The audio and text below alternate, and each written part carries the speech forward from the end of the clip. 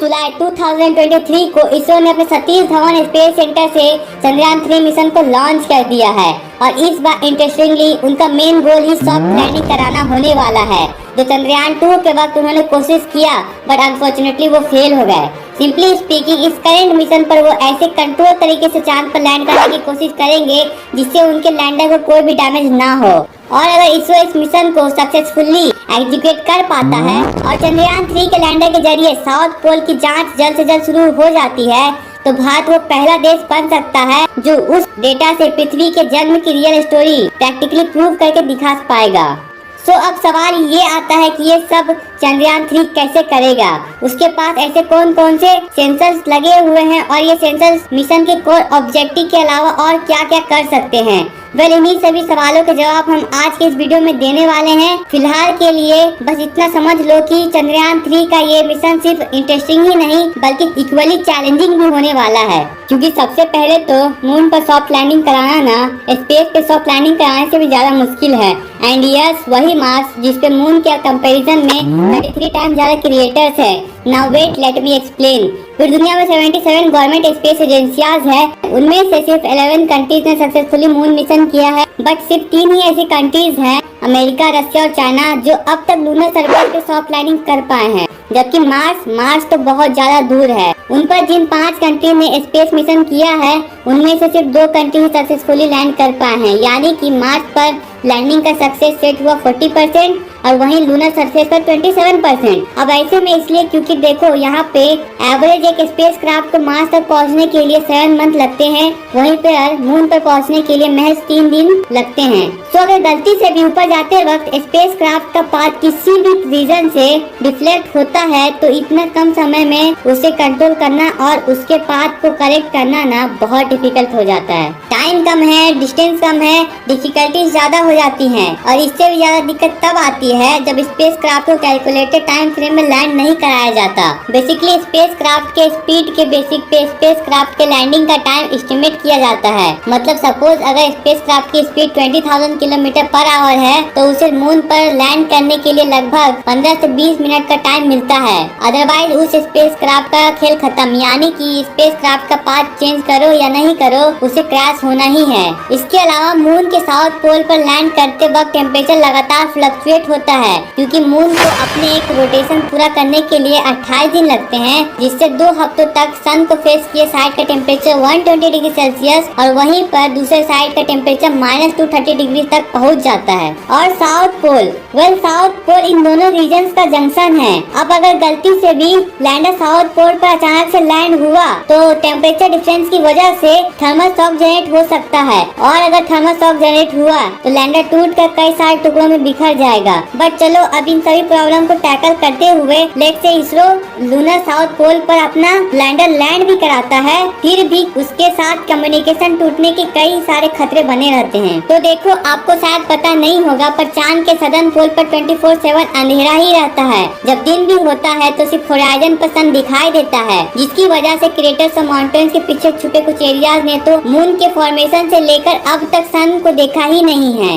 अब ऐसे में लैंडर के सोलर पैनल कैसे काम करेंगे? बस इन्हीं सब रीजंस यानी लैंडिंग साइट डिटेक्ट करने के लिए इनफ समय ना मिलना, डस्ट से सेंसर्स खराब होना, लूनर साउथ पोल के हार्श टेम्परेचर की मार और कम्युनिकेशन इशू, इनकी वजह से कई बार लूनर सॉफ्ट लैंडिंग फेल हो जाते हैं। अब चंद्रयान 3 में इन प्रॉब्लम को हैंडल करने के लिए इसरो ने एक ऐसी यूनिक स्ट्रेटेजी का इस्तेमाल किया है कि अब की बार सॉफ्ट लैंडिंग में प्रॉब्लम आने के चांसेस ना के बराबर है। उन्होंने सॉफ्ट लैंडिंग की डिफिकल्टी को सॉल्व करने के लिए चंद्रयान 3 के लैंडिंग के लिए लकीली एक ऐसा स्पॉट ढूंढ निकाला है जहां पर क्रिएटर्स और माउंटेन्स से भरा अनइवन सरफेस भी नहीं है और ना ही ड्रास्टिकली अनइवन टेम्परेचर। ऑल्सो जब 14 जुलाई को चंद्रयान 3 लॉन्च हुआ तब वो सबसे पहले 5 बार अर्थ के चक्कर काटते हुए अपना ऑर्बिट तेज करेगा, तो दैट वो एक ऑप्टिमल स्पीड तक पहुंच जाएगा।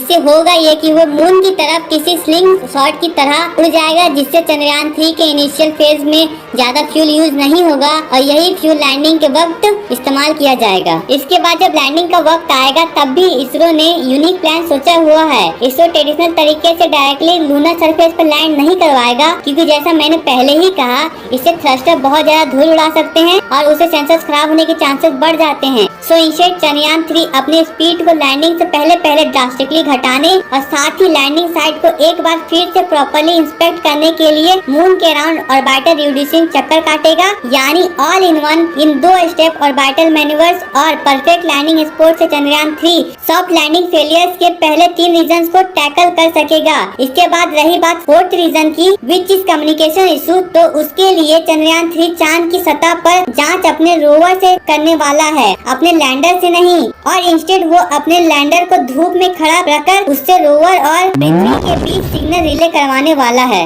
इसे थोड़ा और आसानी से समझने के लिए आइए सबसे पहले चंद्रयान 3 के आर्किटेक्चर को समझते हैं। देखो, अगर हम चंद्रयान 3 और उसके प्रीवियस स्ट्रक्चर चंद्रयान 2 के आर्किटेक्चर को कंपेयर करें तो हम देख सकते हैं कि इन दोनों के डिजाइन में कोई मेजर डिफरेंस नहीं है। इसमें भी 2 मॉड्यूल्स हैं, प्रोपोर्शनल मॉड्यूल्स और लैंडर मॉड्यूल्स, जिनका एवरेज वेट एक टाटा हैरियर जितना है और कुल मिलाकर पूरे स्पेसक्राफ्ट का वेट कुछ 3900 किलोज है, यानी एक हाथी के वेट जितना। बस सिर्फ फर्क इतना है कि इसमें ऑर्बिटल नहीं है जो मून को रिवॉल्व करके स्कैन करे, क्योंकि चंद्रयान 2 का ऑर्बिटल हमारे लिए ये टास्क ऑलरेडी कर रहा है और इसलिए चंद्रयान 3 में सिर्फ कुछ थोड़े बहुत ही मॉडिफिकेशन ही किए गए हैं। और यही वजह है कि फाइनली चंद्रयान 3 कोविड वगैरह जैसे क्राइसिस और उससे हुए ग्लोबल शटडाउन के बावजूद भी महज 4 साल में लॉन्च के लिए पूरी तरीके से तैयार हो पाया। अब एक बार सक्सेसफुली ये चांद पर लैंड हो गया तो उसके बाद लैंडर में से रोवर को डिप्लॉय किया जाएगा, जो तुरंत लेजर इंड्यूस ब्रेकडाउन स्पेक्ट्रोमीटर यानी लीफ से मून के फॉइल में पड़ा केमिकल कंपोनेंट को एक्साइट कर देगा, जिससे उन केमिकल में अलग अलग वेव्स लाइक अल्फा एक्सरेज निकलेंगे, जिन्हें रोवर पर लगे alpha particle X-ray spectrometer detect करके एनालाइज करेगा, ताकि मून के साउथ पोल पर सॉइल का कंपोजिशन क्या है ये पता किया जा सके। सो चंद्रयान 3 का लैंडिंग बेसिकली अपने रामभा और चार्ट इन सेंसर की मदद से मून के इंस्फेयर हीट कंडक्शन प्रॉपर्टी और टेम्परेचर के बारे में हमें प्रिसाइज डेटा देगा। इसके अलावा मून पर अर्थ क्विक्स डिटेक्ट करने के लिए लैंडर पर LIS से फिट किया गया है और लैंगमोर प्रोब यानी कि LP भी लगाया गया है, जो सन से आते हुए प्लाज्मा वेव को डिटेक्ट कर पाएगा। यानी इन शॉर्ट मून का एटमॉस्फेयर पूरी तरह सूरज के पावरफुल रेडिएशन का नतीजा है या फिर चांद के केमिकल कंपोनेंट का।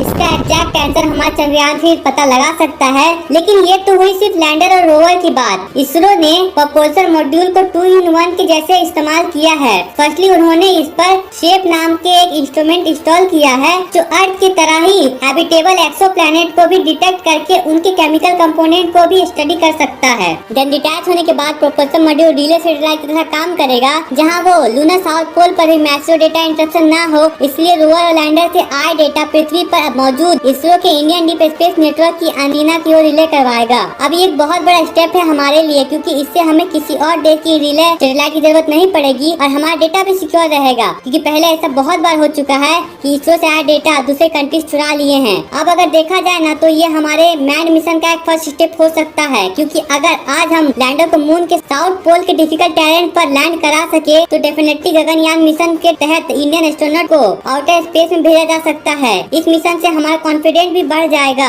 बट खैर गगनयान मिशन में अभी बहुत टाइम है। फिलहाल इतना समझ लो कि चंद्रयान 3 का मिशन अगर सक्सेसफुल होता है तो उससे भारत पहला वो देश बन सकता है जो पृथ्वी के क्रिएशन और रेवोल्यूशन से जुड़ी थ्योरी को प्रैक्टिकली प्रूव कर सकता है, क्योंकि साइंटिस्टों के अकॉर्डिंग मून के साउथ पोल पे स्पेक्ट्रोमीटर के जरिए देखा गया है कि वहाँ आइस के फॉर्म में वाटर्स के मॉलिक्यूल्स काफी ज्यादा हैं और वहाँ के क्रेटर्स के अंधेरों कोनों में जमा हुआ पानी तो चांद और पृथ्वी जब पैदा हुए तब से ही वहाँ पे मौजूद है। साथ ही रिसेंटली ये भी देखा गया है कि मून पर कुछ मैग्नेटिक फील्ड एनोमली भी है, वहाँ पर भी अर्थ की तरह एक अनइवन मैग्नेटिक फील्ड है। अब मोस्टली ऐसा तब होता है जब किसी ऑब्जेक्ट के अंदर एक एक्सट्रीमली हॉट मोल्टेन कोर हो, मतलब अगर हम अनइवन मैग्नेटिक फील्ड के काउस का पता लगा पाए तो हम भी ये समझ सकते हैं कि चांद ओरिजिनली हमारी पृथ्वी से ही टूटकर बना था, जैसा कि थिया की अर्थ की पॉपुलर थ्योरी में बताया गया है। ऑल इन ऑल चंद्रयान 3 अगर चांद पर मौजूद पानी और वहाँ पे मौजूद मैग्नेटिक फील्ड इन दोनों चीजों की डिटेल इंफॉर्मेशन निकाल पाया तो उससे पृथ्वी के इतिहास की कई पहलियां सुलझ सकती है।